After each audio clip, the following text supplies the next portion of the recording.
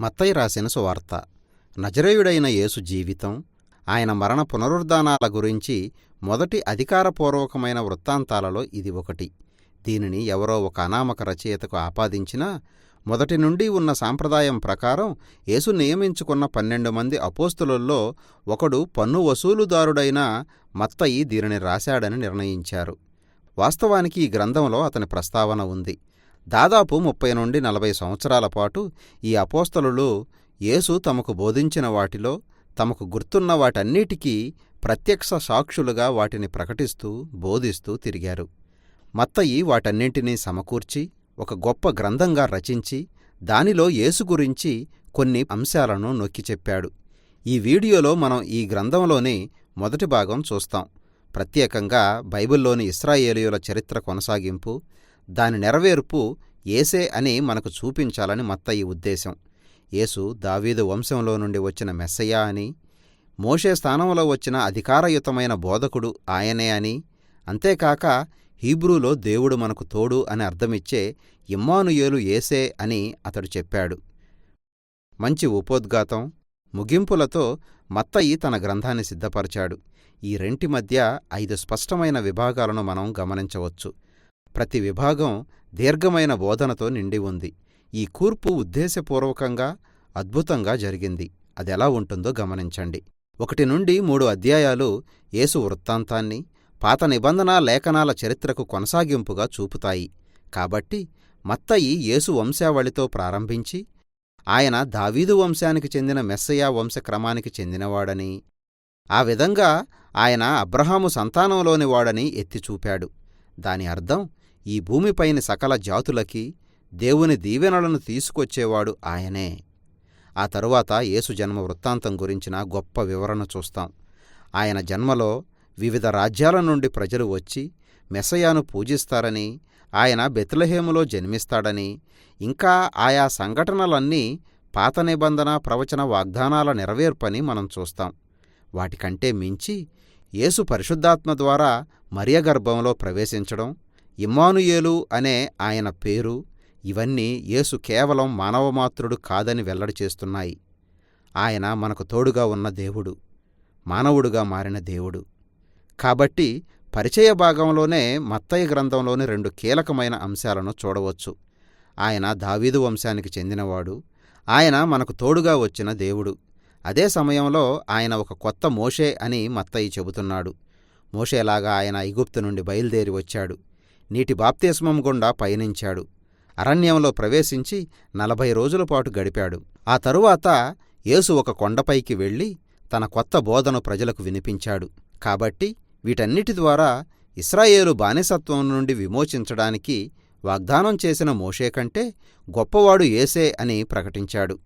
ఆయన వారికి ఒక కొత్త దైవికమైన బోధన అందిస్తాడు. ఆయన ప్రజల్ని వారి పాపాల నుండి విమోచించి దేవునికి ఆయన ప్రజలకి మధ్య ఒక కొత్త నిబంధనా సంబంధాన్ని నెలకొల్పుతాడు.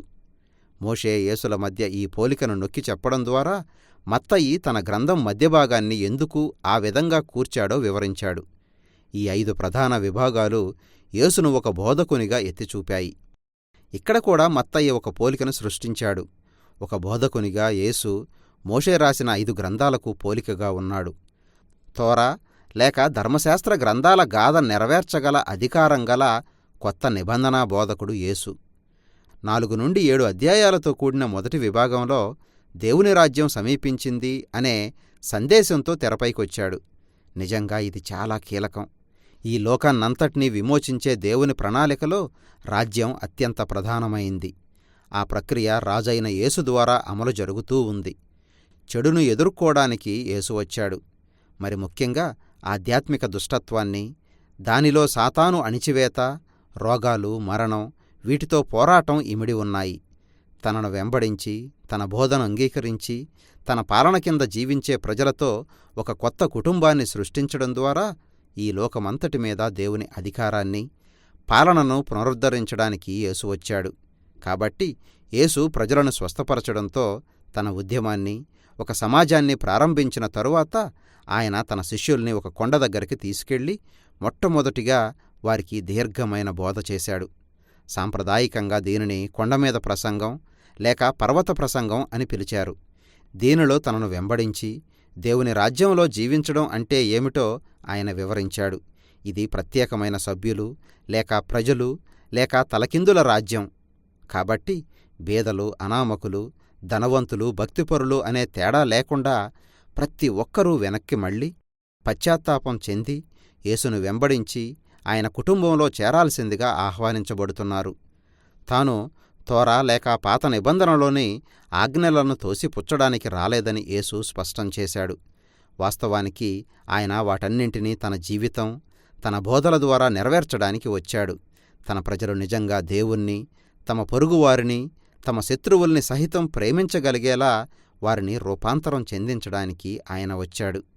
దేవుని రాజ్యం గురించిన గొప్ప బోధను ముగించిన తరువాతి విభాగంలో యేసు ఆ రాజ్యాన్ని ప్రజల అనుదిన జీవితాల్లో వాస్తవ రూపంలోకి తీసుకురావడం చూస్తాం. కాబట్టి మత్తయి 9 గాథల ద్వారా యేసు బాధల్లో నలిగిన ప్రజల జీవితాల్లోకి దేవుని రాజ్యశక్తిని ఎలా తీసుకువచ్చాడో వివరించింది. అవి ఒక్కొక్క భాగంలో 3 గాథలు ఉన్న 3 భాగాలు. అవన్నీ రోగంతో, విరిగిన శరీరాలు కలిగి ఉన్న లేక ప్రమాదంలో ఉన్న ప్రజల గురించినవి. యేసు తన కృపతో, తన శక్తిగల కార్యాల ద్వారా వారిని స్వస్థపరిచి రక్షించాడు. ఈ 3 భాగాల మధ్య యేసు తనను వెంబడించమని ప్రజలకు పిలుపునిచ్చిన 2 సమాంతర వృత్తాంతాలు కనిపిస్తాయి. మత్తయి ఇక్కడ ఒక ముఖ్యమైన అంశాన్ని పేర్కొన్నాడు. ఎవరైనా యేసు కృపలోని శక్తిని అనుభవించాలంటే ఆయన్ని వెంబడించి ఆయన శిష్యుడు కావడం తప్ప వేరే మార్గం లేదు. యేసు ద్వారా వెల్లడైన దేవుని రాజ్య ప్రభావాన్ని మత్తయి వివరించిన తరువాత యేసు అప్పటివరకు తాను చేస్తూ వచ్చిన పనుల్ని చేయడానికి తన శిష్యుల్ని బయటికి పంపాడు. ఇది మనల్ని 10వ అధ్యాయంలోని 2వ పెద్ద బోధనా భాగానికి నడిపిస్తుంది. దేవుని రాజ్యం గురించి ఏ విధంగా ప్రకటించాలో, అది చేసిన తర్వాత వారు దేనిని ఎదురు చూడాలో తన శిష్యులకు బోధించాడు. ఇశ్రాయేలు ప్రజల్లో చాలామంది యేసును, ఆయన అందింపజూపిన రాజ్యాన్ని అంగీకరిస్తున్నారు. కాని వారి నాయకులు అంగీకరించలేదు. వారు పశ్చాత్తాపపడి యేసు శిష్యులుగా మారితే వారు చాలా కోల్పోవలసి వస్తుంది. కాబట్టి వారు తనను తిరస్కరిస్తారని, తనను నమ్మిన వారిని హింసిస్తారని యేసుకు తెలుసు. సరిగ్గా అదే జరిగింది కూడా.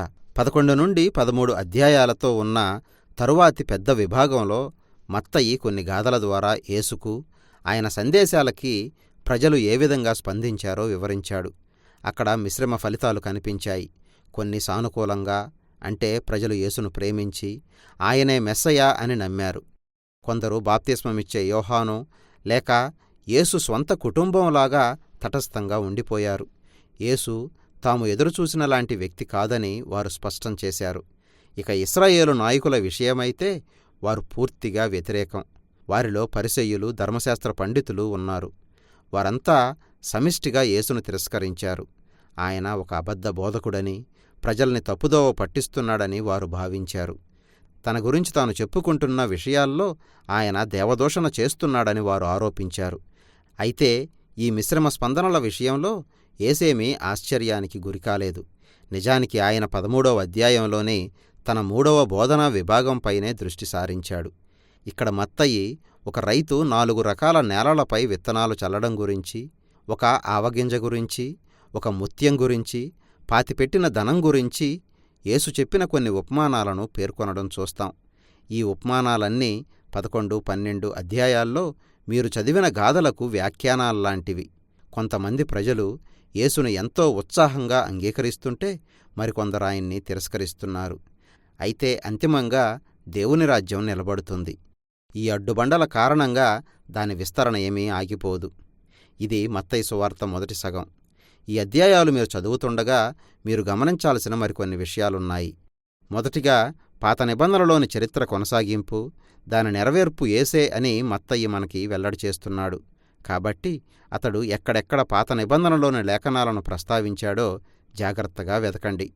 అవన్నీ గాథలో మంచి వ్యూహాత్మకమైన స్థలాల్లో ఉండి యేసు గురించి, ఆయన గుర్తింపు గురించి వివరించడం మీరు కనుగొంటారు. కాబట్టి కొంచెం ఆగి వెనక్కి వెళ్ళి ఆయా వాక్యాలను వాటి పాత నిబంధన సందర్భంలో చదవండి. చాలాసార్లు మీరు బహు చక్కని, ఆసక్తికరమైన పోలికలు గమనిస్తారు. రెండవదిగా, ఎలాంటి వ్యక్తులు యేసును అంగీకరించి ఆయన్ని వెంబడించారో దృష్టి సారించండి. చాలా సందర్భాల్లో అనామకులైన ప్రజలుగా వారిని గుర్తించారు. వారు అనామకులు గాని భక్తిహీనులు గాని అయి ఉంటారు. యేసులో తమ నమ్మకం లేక విశ్వాసం ఉంచి ఆయన్ని వెంబడించడం ద్వారా రూపాంతరం చెందిన ప్రజలు వారు. ఆయన విషయంలో అభ్యంతరపడిన వాళ్లంతా భక్తిపరులు, గర్విష్ఠులు మాత్రమే. కాబట్టి యేసుకు ఇశ్రాయేలు నాయకులకు మధ్య చెలరేగిన ఈ కలహం దేనికి దారితీసిందో మత్తయి 2వ భాగంలో దాని గురించి మనం చూడబోతున్నాం.